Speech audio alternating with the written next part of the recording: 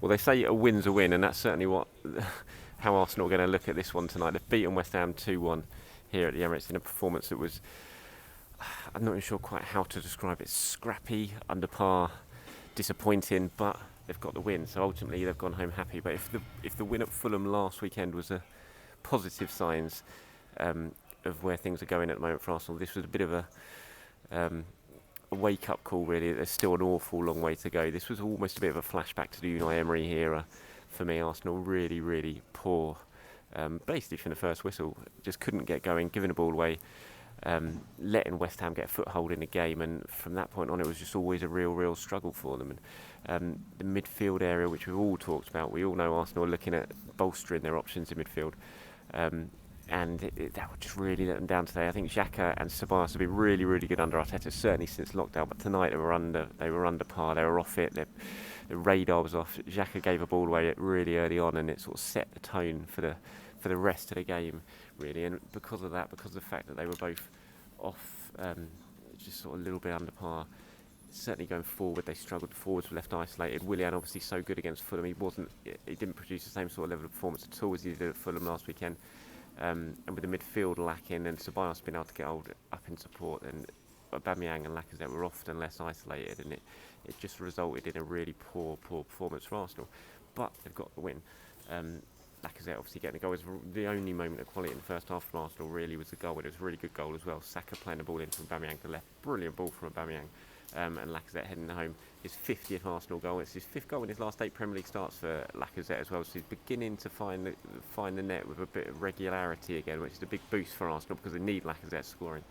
And like I said, it was the only real moment of quality in the game in the first half for Arsenal. They had one good chance after that when Willian picked out Saka, and Saka put his shot over the bar. But other than that, they were not great at all. And West Ham deservedly got the equaliser just before half time. Antonio scoring from close range was poor defensive play from Arsenal, really. West Ham got him down the right, crossed him from Fredericks, and Antonio was on hand to score close range. But there's no more than West Ham deserved. They absolutely deserved to go into the break in at least level. And in the second half, I thought they were by far and away the better team. They outshot Arsenal convincingly. I'm looking at the stats here. West Ham had 11 shots in the second half, while Arsenal had just 4. They hit the bar through Antonio, had another really good chance for Antonio, which he didn't quite get the connection he was looking for, and Leno managed to hold on to it. And it looked like West Ham were going to win. It looked like if anyone was going to get the winner, it was going to be West Ham. But to Arsenal's credit, they stayed in the game, and then they got themselves the goal with 5 minutes to go. Eddie Nketiah coming off the bench, getting the winner. Again, it was one of the only real moments of quality in the half that Arsenal puts together. Just like in the first half, they scored from it. Saka again heavily involved. Lovely little pass through to Ceballos. And Ceballos' credit, because he had a poor game, Ceballos. It was a clever run, it was a clever ball. He stayed calm, picked out Nketiah, who just did what Nketiah does inside the penalty area, scores from close range, and got Arsenal the win. And we just spoke to Mikel Arteta now, and Mikel Arteta didn't hide the fact. He said that they were poor. He freely admitted it, and he said it was quite odd because it was actually in training. It was the best week, pretty much the best week he's had since he's arrived at the club. But just he knew his side weren't at it today, and he was a pretty relieved man. He did give a little bit of an update on Kieran Tierney, who obviously pulled out with a hip injury just before the game started. He said it wasn't too bad, and that he'd been struggling with an injury all week. They thought he was okay for this one, but it flared up in the warm-up. But he didn't think it would be too bad, and that would be a big boost to get Tierney back quickly, because Kolasinac came in today, and it's just, again, Kolasinac, as we've seen, he's just not up to it at the moment. He's quite a way off the pace. Arteta also talked about a little bit about transfers, again hinting that they've got to do work getting players out if they're going to get players in, because he was asked specifically about the midfield areas, because it was clear today that if Arsenal do need strengthening, and they do, then it is that midfield areas with the links to Thomas Partey and Houssem Aouar. But again, Arteta's answer on it, he seemed to suggest again that it was very key. They need to get players out before they can get more players in. He also gave an update on Alexander Lacazette, said there are currently no negotiations over a new contract for Lacazette, who's now into the final 2 years of his deal. So that's basically what Arteta had to say after the game. I'll just go through my match ratings now, my player ratings for Arsenal. I'll start with Bert Leno. I thought Leno was a little bit nervy, to be honest. He was flapping it a couple of crosses. Certainly in the second half, and when West Ham were putting under pressure, spilled one, which fortunately West Ham didn't score when the ball sort of spilled loose in the penalty area. It was blocked. So I'm going to give Leno a 5. Rob Holding, I'm going to give 6. He was okay. Rob Holding, nothing great. I'll give him a 6. Gabriel, I'm going to give Gabriel a 7. There's a little bit of, we've been talking about it in the press box here, and some people seem to think he had a good game, others didn't.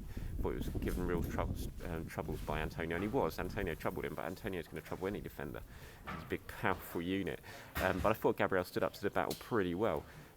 He gave as good as he got, and so I'm going to give Gabriel a 7. I thought he was all right. Kolasinac, I'm going to give a 4. I thought Kolasinac was poor.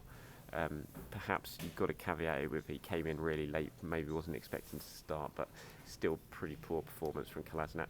Ceballos and Xhaka, I'm going to give 5s each. I thought they were disappointing, and they've been very, very good recently, both of them, but I thought they were disappointing tonight. But like I said, Ceballos at least chipping in with that assist for the winning goal, but I'm going to give both of those a 5. Saka, I'm going to give 6. He was involved in both goals.